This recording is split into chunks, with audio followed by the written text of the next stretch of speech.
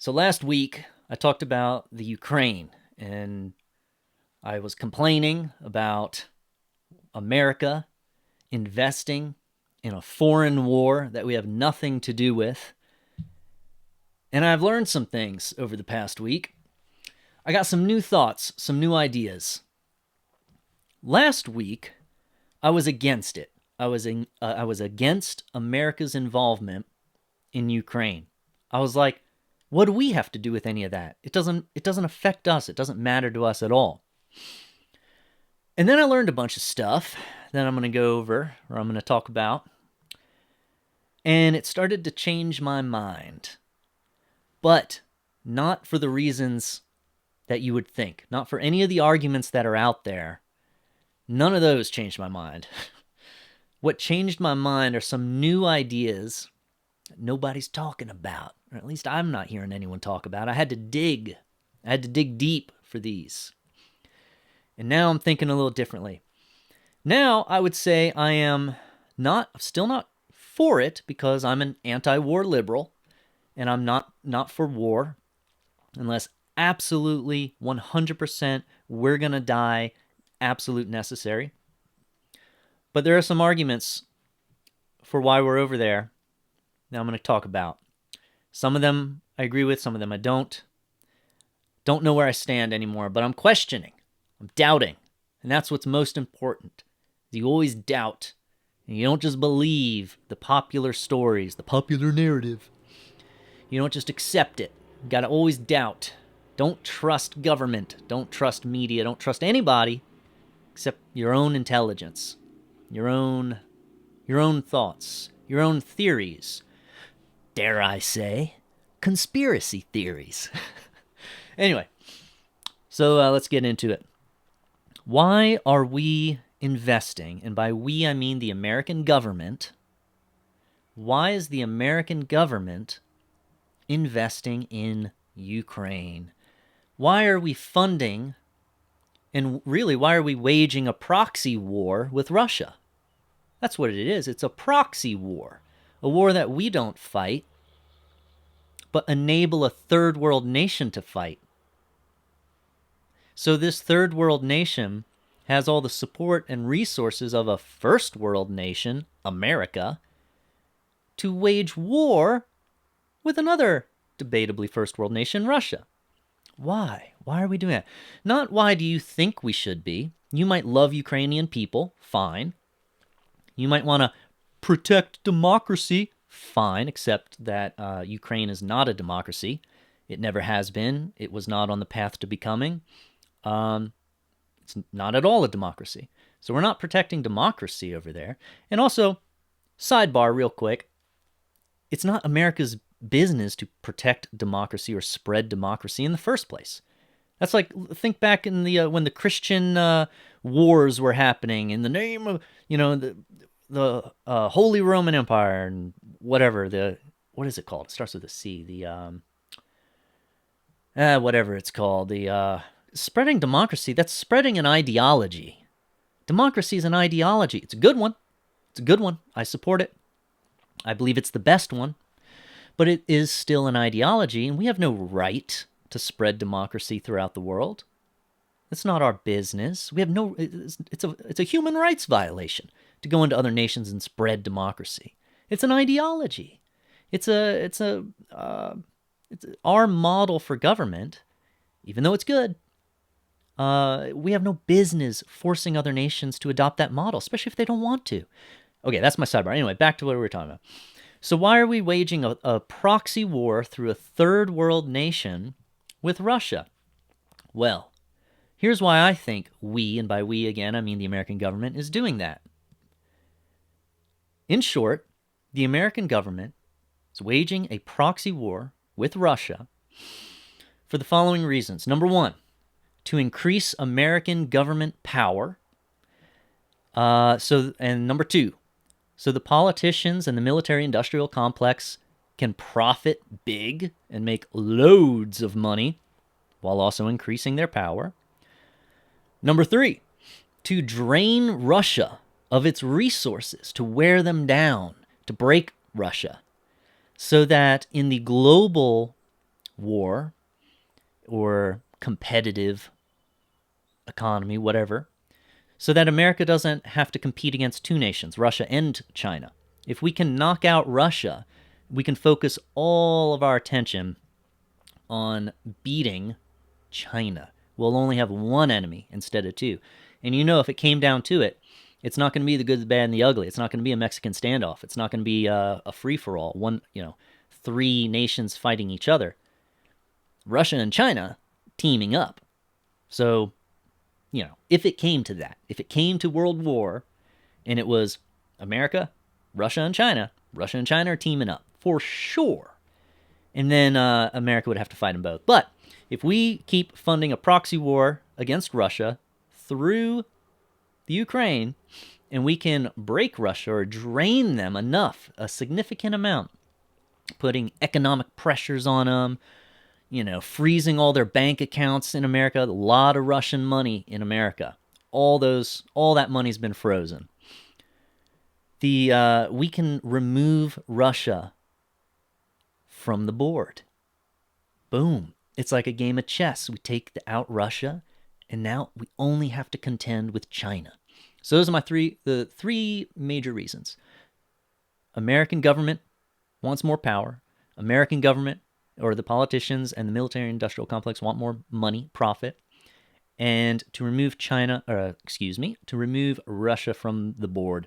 So, how does the American government gain more power and profit? Let's start there. The Ukraine, first of all, let's start with the military-industrial complex. And if you don't know what that is, it's big military companies that manufacture weapons of war, bombs and guns and tanks and all that kind of stuff, that are contracted by the government to make these things.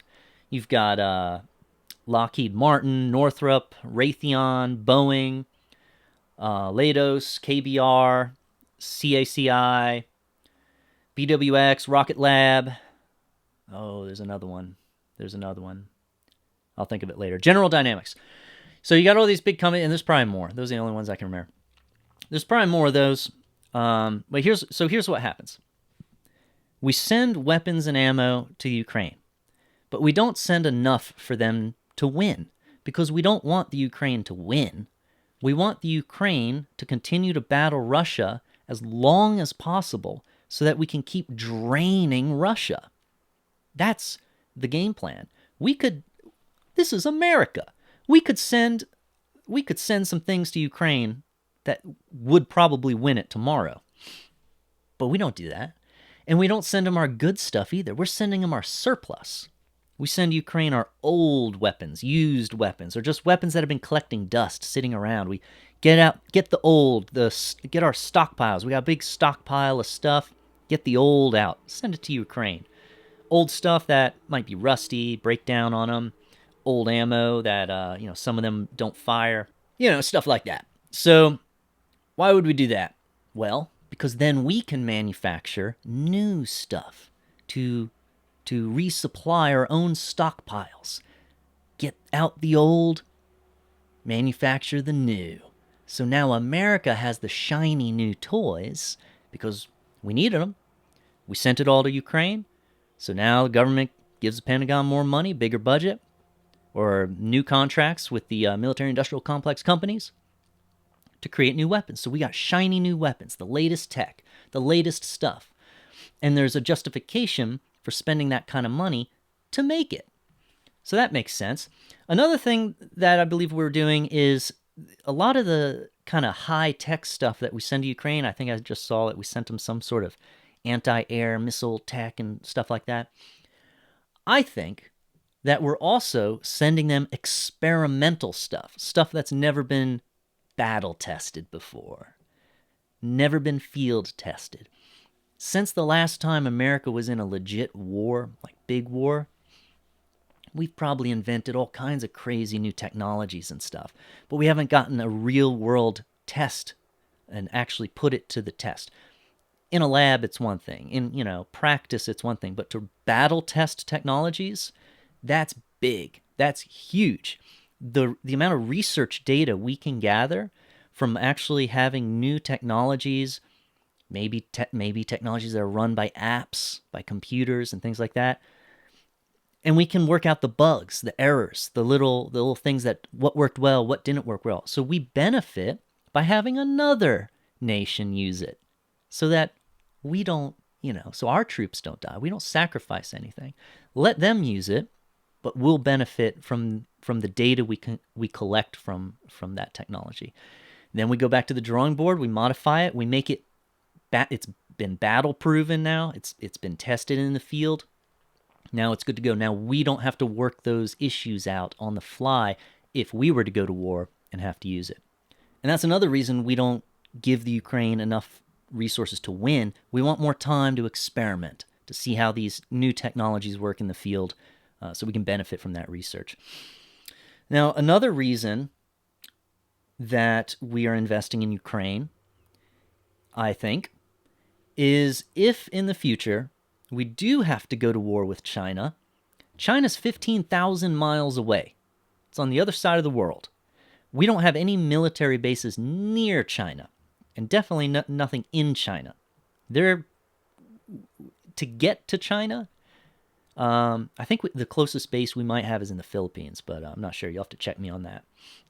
But if we were to go to war with China, the most difficult aspect of that war would be logistics.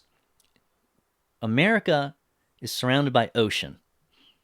If we were to go to war with China, we would have to get our equipment, tanks, airplanes, troops, massive amounts of oil, fuel, batteries, ammo, weapons, all building materials to set up, small military bases. Just the what are they called? Humvees or whatever, the cars they drive around in that look cool, that look like Hummers. I guess they're Humvees. All these things we would have to move from America somewhere near China to wherever the war is, to wherever the battle's being fought. It is a logistics nightmare, especially in wartime when all China's satellites are watching and the whole world is watching what's moving where. Logistics nightmare. So by helping Ukraine, we get the opportunity to practice the logistics of moving materials around, moving people around, training the people, packing things up, getting it on an airplane or getting on a ship, moving it to this nation, and then moving it on foot or on ground into that nation. It's excellent training. It's excellent practice.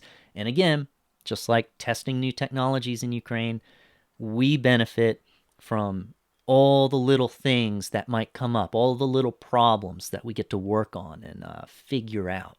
So when it does come time for a direct war where it's America versus somebody, we've greatly improved on our logistics. So just to be clear, our government does not care about the Ukraine. Last week I said, fuck the Ukraine, because I was like, fuck them. Who cares about them? Well, I was right. I don't believe our government does care about Ukraine. Not at all. Never have, never will. It's more like the Ukraine is fucked because the government is using the Ukraine as an opportunity for all this war training and testing and research and investing and profit. So let's get to the profit. I kind of covered power, our military power, our strength is being built up. But let's talk a little bit about profit. So how do the politicians and how do the special interest groups, the military interest groups, how do all these people benefit? Well, I did mention briefly, for one, we give Ukraine all our old stuff, so our shelves are empty. Now we get the funding and the contracts with military suppliers to fill those shelves with new things. So that's one way. The military industry profits and benefits, because they're now being paid to fill up our shelves again. But another way that we profit is The Ukraine is destroyed. It already is destroyed. The Ukraine doesn't exist anymore. It is wrecked. So many people have left the Ukraine. They got out of there because it's dangerous. The people that have stayed, for whatever reason, the soldiers, the people who are there to fight, they are not going to, when this is over, whenever it's over, no one talks about it being over, but when it's over, that nation is completely destroyed. Who's going to rebuild it? All their citizens have left. They've fled. Are they going to come back? It's not that easy to just come back. And come back to what? I'll tell you who's going to rebuild the Ukraine. America. American businesses. American contractors. And guess who's going to own a bunch of stocks in those American contract companies? That's right. Your politicians. Whoa, what a coincidence. Now, I don't know this. These are all just my thoughts. These are my guesses. But this is my opinion. This is what I believe, too. I believe somehow the connection's going to be real loose. It's not going to be a A to B connection. It's going to be an A, B, C, D connection. It's going to be, maybe a politician doesn't directly invest in those companies. Maybe the politician's husband, like Pelosi's husband, is investing in all kinds of things. They're doing real well, by the way. But it'll be loose, so they won't be able to be prosecuted for doing anything corrupt. But if you watch the money and you watch how this all plays out in the future, I guarantee it, they're going to be connected to companies that are sent to the Ukraine to rebuild. Will probably be, and then what will we rebuild? We'll rebuild schools. What will those schools teach the young Ukrainian kids? American propaganda, American ideology. We rebuild hospitals, rebuild what else? Military bases.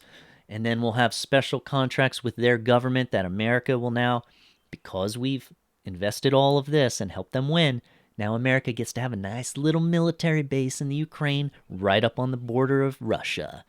Gee, wow. And then we can keep our eyes on Russia and have all kinds of American tech right there, right? Because what else are they going to do? Who else is going to rebuild the Ukraine? Russia? No. If the assumption is Ukraine won, we helped Ukraine win, and Russia, they're going to have their own rebuilding to do. So you watch these American contract companies that go in. The American companies will rebuild. They'll get funding from the government. Their stocks will go up, and the politicians profiting from investments in those companies. They might not even still be in office. This is a long play. This is the long game. They may not even still be in office, and so by that time, you wouldn't be able to prosecute them. They're a private citizen again. They can invest in whatever they want. Kind of makes me wonder what the Clintons and the Obamas are investing in, or the Bushes. That goes way back. I can't even remember that far ago.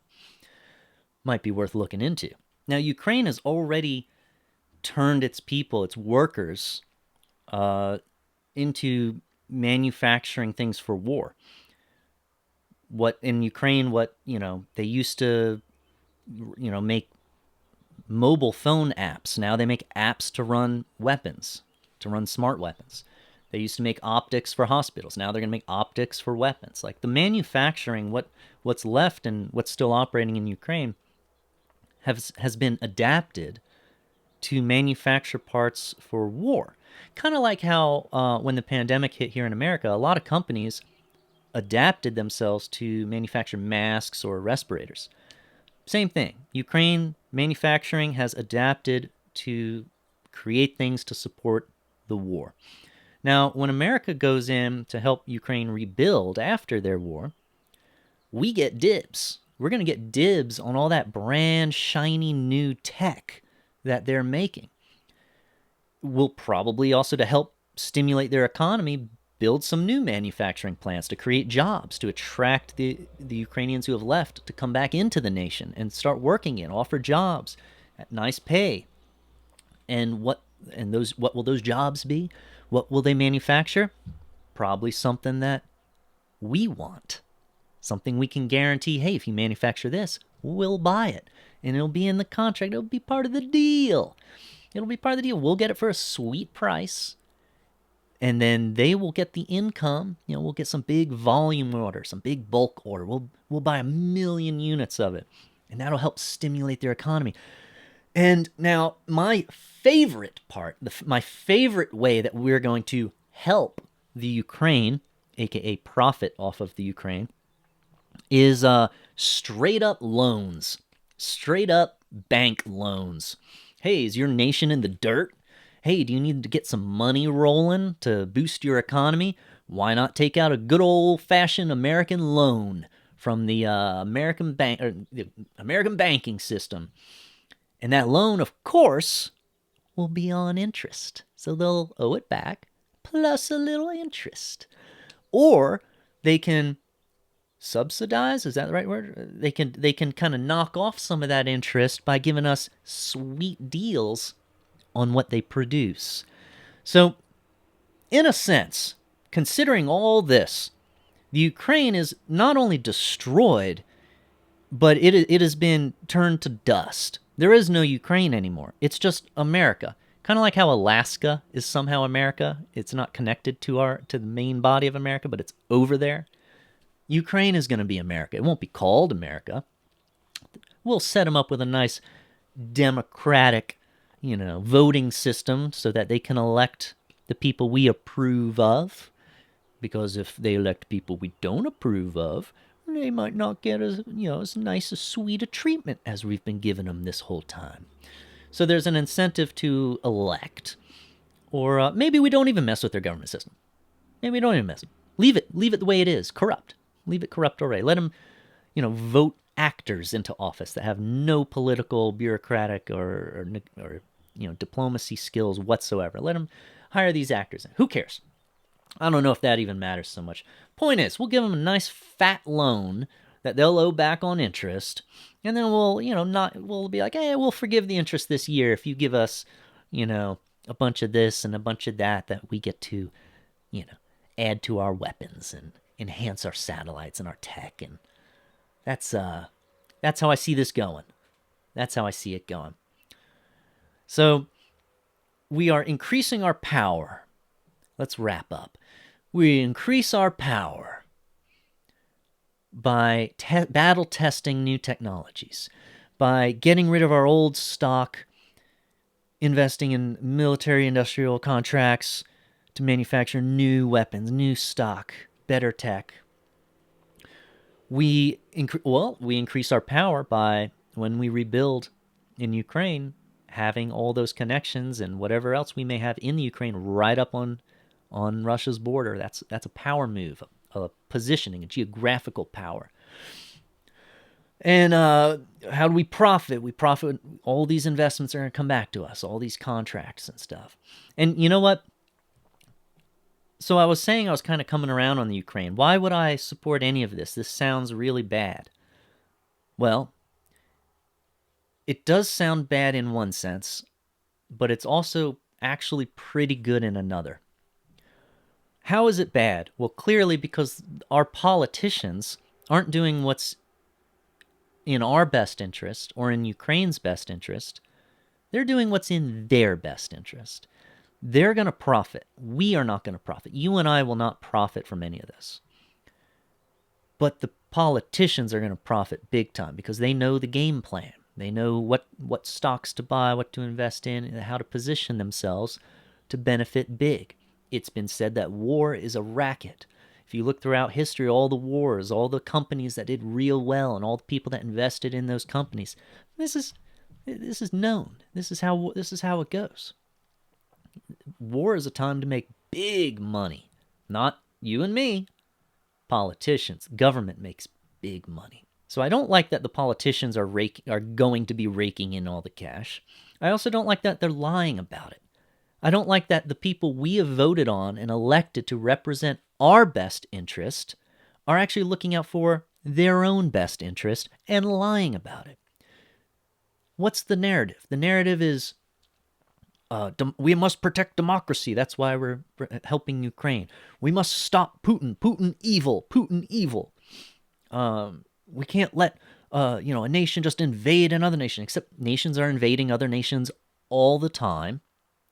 China took over Hong Kong. They're going to take over Taiwan tomorrow. I mean, it's happening all the time. We don't do anything because there's not an opportunity there. There's not a reason to. They don't really care about democracy. They don't really care about the little guy or these third world nations that have no value to us. They care about the opportunity and what this can do for them. But what do I like about all this? There is something I like. The first thing I like is I do like that our military will have new tech and better tech, and that our military will grow stronger and more powerful. I want our military to be the best. I want America's military, because I'm an American, because this is where I live. Sorry. I bet where you live, you want your nation to have the strongest military in the world. I get it. Hey, I get it. I get it. I enjoy having the strongest military in my nation, in the world, every day. It feels real good. Let me tell you how I feel. I feel real safe. I feel real safe, secure. I feel real comfortable. I mean, I sleep so well. I just sleep so good. I wake up every morning with a big smile, knowing just how safe and comfortable I am because our military is so powerful. And I want it to be. I want that to last. So I like that.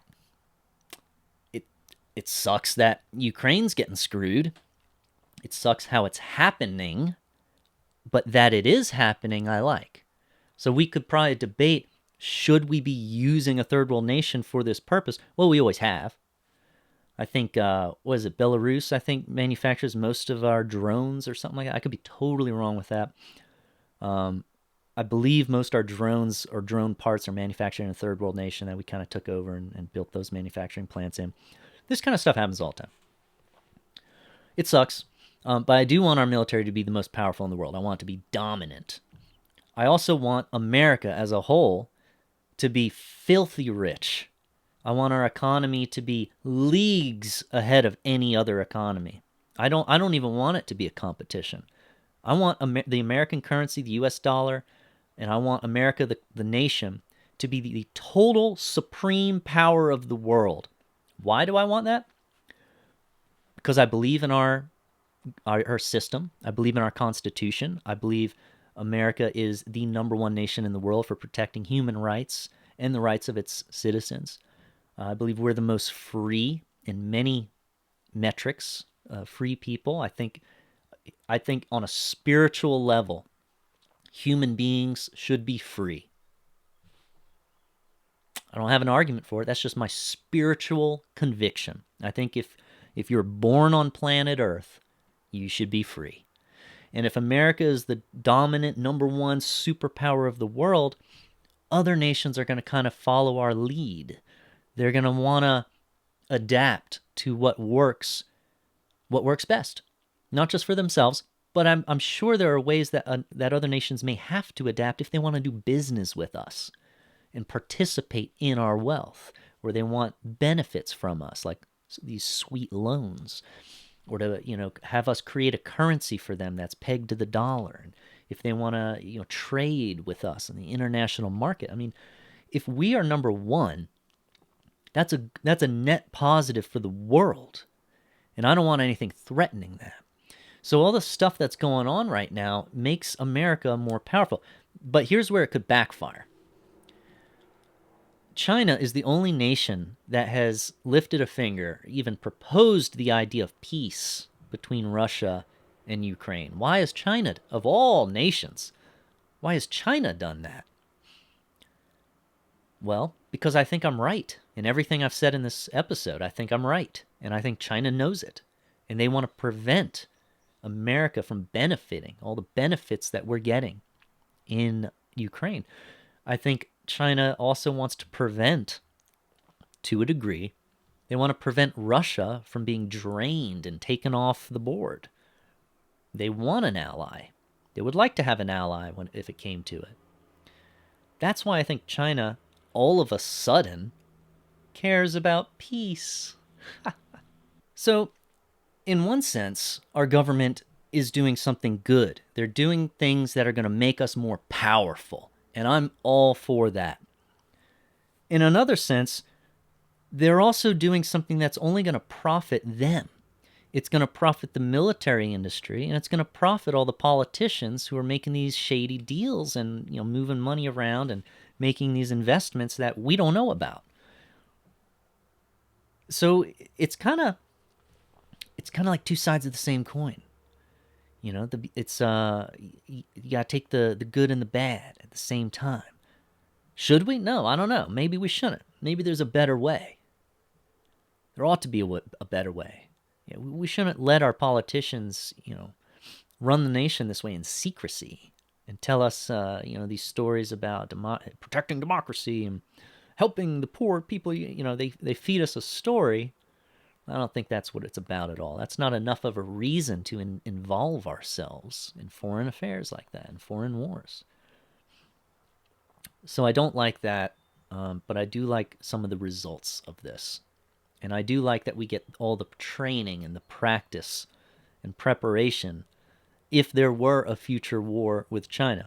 If there is, let's say there is a future war coming with China, then I will be very grateful for everything we're doing in Ukraine and preparing for. I'll be grateful for that. Sorry, Ukraine, people of Ukraine. It sucks. It sucks. But the way I see it, the American government is taking advantage of an opportunity that Russia started with their invasion. So who are you going to blame? Plenty of blame to go around. Plenty of blame. The worst part of all of this, and I should have actually led with this, and maybe I'll bring it up again in another episode just to make sure I do lead with this at some point, is we're in a recession because of all this, because of the outrageous amount of money that Joe Biden and the Biden-Harris administration is spending. Outrageous amounts of money that they're not just spending, printing, creating new money. Magic, make-believe, just suddenly creating money. The more money they create, the more we're in debt, the more the American government has to pay an interest on those loans from the bank. It weakens us. So we are being made weak. But the American people are suffering because of it. Things cost more. Gas costs more. Eggs. Everyone's talking about eggs. How much eggs cost. Everything here is costing us more because we're in a recession. Now, I know they say we're not technically in a recession, but there are 5 indicators to a recession. We have all 4, but the 5th and final indicator, and the reason why the government gets away with not, announcing officially we're in a recession is because we haven't hit that 5th one. But it doesn't matter. You don't need to hit the 5th one to be in the recession, like for you and me to be in a recession and be feeling it and be paying the cost of being in a recession. Hitting that 5th factor doesn't magically all of a sudden make us in any sort of different kind of position. The 5th factor, by the way, is 2 consecutive quarters of negative GDP growth, which will never hit because the Biden administration is artificially boosting the GDP with military contracts and money investing into the private sector, quote unquote private, with these projects for military funding. So that's how I think he's doing it. That's what I think's happening. I think we have to stay involved in the Ukraine at this point. If we were to pull out and quit, we would hit 2 consecutive quarters of negative GDP growth, and then they would have to announce an official recession. But so long as we're only hitting 4 of those qualifiers, and they can, manipulate the market enough to make sure we don't hit 2 consecutive quarters of negative GDP growth, and use the war to do it, and use military contracts to do it, they can get away with being like, no, we're not in a recession. Conspiracy theory. We're not in any recession. And they can deny it. But you and I, we are in a recession, and we are suffering for it. And just look at the tech industry. All the biggest companies. Facebook, Google, Apple, Amazon, Disney. Who else? I mean, any of them. Look at any of them. They're massive layoffs. Massive. Thousands and thousands of people laying off. And they keep laying off more people. They keep shutting down, these other projects they were doing. They're consolidating because they're hurting. They're hurting because we're in a recession, man. We can't be paying people the way we were, or all those people. Twitter, but I don't think Elon Musk got in there and fired them all just because of a recession. I think he was like Ari Gold in Entourage when he goes in and just starts firing people. Wasn't that an episode? Wasn't it with the paintball gun? Went in with the paintball gun and shot people that he was firing? I don't remember exactly. You get the idea. So we are in a recession, and we are suffering for all of this investment in Ukraine, and I think we deserve to know why. I think we deserve explanation. Why are we suffering so that you, meaning our government, can just do these things that may or may not benefit us, or, some parts of it benefit us, some parts don't. Like, shouldn't we know all those details? Shouldn't we know exactly what we're doing and why and what we're planning for in the future? Isn't this a democracy? I thought this was a democracy. I thought in America, I thought this was America. I thought we should, hey, media, why aren't you asking these questions? Media, I thought you worked for the people. Nah, media works for the state. Media is the propaganda arm of the government and the government's interests, because they're paid for by the government, because they profit too. They're all in on it. That's what I think. What do you think? Let me know. And one last thing. World War III. Are we already in World War III? We might be. I think the future of war is not fought with nukes, bombs, tanks, soldiers on the ground. That's messy, and it costs a nation a lot of resources to do that type of war. And the nation, even the nation that wins, is weakened by it. It's a bad investment. It's a bad play. I think we already are in World War III. I think we're looking at it. Governments covertly wage wars, proxy wars, through third world nations, never direct. We use, the people of those third world nations to fight the war for us. We invest in them. We give them arms and tech. I think World War III is fought with economic pressures, bombing of that pipeline, freezing bank accounts, like we froze all Russia's money. Things like that. I think that's future war. I think that's how the future wars are fought, and I think we might be in World War III right now. You can already see the Allied and Axis powers lining up. You see, I've been seeing in the news all week, different nations joining with China, switching their currency over to be backed by the yen, or yuan, or however it's pronounced, rather than the US dollar. So nations are already kind of teaming up, pairing off, getting together with, China or America. You got China, Russia, Iran. I think China owns Afghanistan now. As soon as we pulled out, China, marched right in. Turkey. And then on our side, you got the U.S., Canada, the U.K., Poland, Germany, Ukraine, but that's just the U.S. now. Already picking sides, lining up. Because America's weak. Our dollar's weak. It gets weaker all the time. The more money Biden spends and the more money that gets printed, we get weaker. And we become, it's not just about war either. We become a bad investment. If you are some foreign nation, you look at America right now and how our economy's suffering and our dollar is getting weaker and weaker, it's starting to look like a bad investment. And that's not good. That's bad. We don't want that. We don't want America to become, a second-tier nation. We want to be the best. When we're the best, life's good. When we're not the best, life's not so good. For us. life might be getting better in some other places, might be getting worse. I don't know. I have nothing to do with that. I'm an American. I'm thinking about America. I thought this was America. I mean, the whole time we've been wasting time and resources on the war on terror. China's been making moves. They're taking over a lot of parts of Africa. They buy American land and real estate, opening up shell corporations all over the place. China has grants visas or whatever it's called for their own Chinese citizens to come to America and go to American law schools to learn law. And then those Chinese people go right back to China, open up companies, shell corporations, all this stuff, write legal stuff. They benefit by understanding our legal system and international law.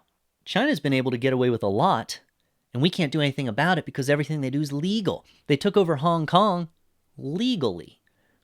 They're going to take over Taiwan legally. Whatever else they're doing, whatever else they're taking over, they're going to do it legally. And think about it like this, too. We re-elect a president every 4 years. When Trump was president, Trump was a powerful dude. Now, you pussies in America might hate him. You might love him. I don't care. He was a strong dude on the global stage. When it came to foreign, these other nations and all, he was tough. He checked Russia, Putin. He checked North Korea, disarmed nukes. He checked China. He put everyone in their place. And for the first time in my life that I can remember, we actually had peace, world peace. No one made a move. America didn't have to involve itself in any wars anywhere, and our economy was strong. Being an anti-war liberal that I am, I'm always, my first thing I care about is world peace. I always care about world peace. And love him or hate him, when Trump was president, we had peace. He even had a peace in the Middle East thing. You probably heard hippies back in there go, peace in the Middle East. He's creating peace in the Middle East. He got a bunch of nations over there sign things and agree to stuff. Man, that's some of the best moves I've ever seen in my life. Anyway, so now we get Biden in. We got war in Ukraine. We got the turnover of Afghanistan to China. And I agree, we should have gotten our troops out, but in a better way so we don't lose the entire nation to China. So China's been making investments. They've been expanding their network across the globe legally, and there's nothing we can do about it. And they're becoming a big threat. Big threat. And the way they write their contracts and stuff and businesses is when an American business opens up in China, China gets full access to anything that's developed first. Sure, American companies, it comes back to us, but China's there getting it first dibs, and they're growing and profiting off of our innovation. It's a mess. I don't want to go down the China rabbit hole, but it is a mess. An absolute mess. And World War III, I think we're already in it. I think it's economic wars, digital, satellites. I don't think it's troops. I don't think it's bullets and bombs. I think we're looking at it.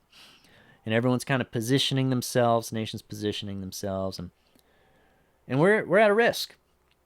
We're at a risk.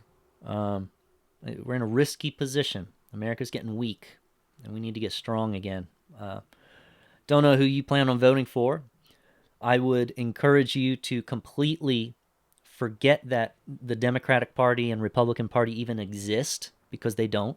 They are pretend parties. They just distract you in one way or the other way. Helping Ukraine has bipartisan support, both sides, because both sides are corrupt.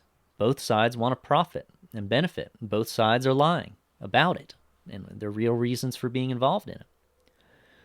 So I encourage you to forget about political party, and definitely don't vote Biden again unless you want to stay in this recession and have another, start more wars in other nations. But I would vote for a person who is not a career politician, doesn't play that game, doesn't have that intention, doesn't promise a bunch of BS, someone who is actually talks about these issues. See, that's how you're going to find a good president. Want to know who to vote for? Look for someone who doesn't waste time talking about woke culture and all this nonsense, like DeSantis. I would not vote for DeSantis because I think DeSantis, when it comes to being a president, is going to be a pussy. I don't think he's going to have the balls to do what America needs to do globally. I think it's all a distraction. We need someone. We need someone new who's not a politician. Someone who understands kind of the global stuff that can make America the most powerful nation on earth. That's what we need. I don't know who it's going to be, but it's what we need. And last thing to say, I talked about maybe we're already in World War III. If World War III is to ever happen, truly, I don't think you'll ever know it. Because historically, when a nation goes to war, big war, they lose the support of the people because no one wants war. If we were to do a World War III, I think we would only know about the threat of a possible potential World War III, because if we're afraid of it that it could happen, the government gets more of our compliance to do what it takes to prevent it. As long as they have our compliance, and as long as we believe the narrative they tell us and just, the lies they tell us, they're free to go ahead and wage that World War III without us ever knowing it, in their own way, in their own new special way. So we are hearing a lot in the news about, potential World War III. I think it'll always be just potential because the governments can do more. They get our compliance more. They keep us distracted. We don't resist. If we ever officially go to an official announcement of World War III, we would probably turn against our government and be like, no. We would start fighting for peace and for a resolution because we don't want World War III. But if we're afraid it might go to World War III, boy, do we comply. Do we comply with the government? Say, please, government, please, do whatever you can. Do whatever it takes to prevent World War III.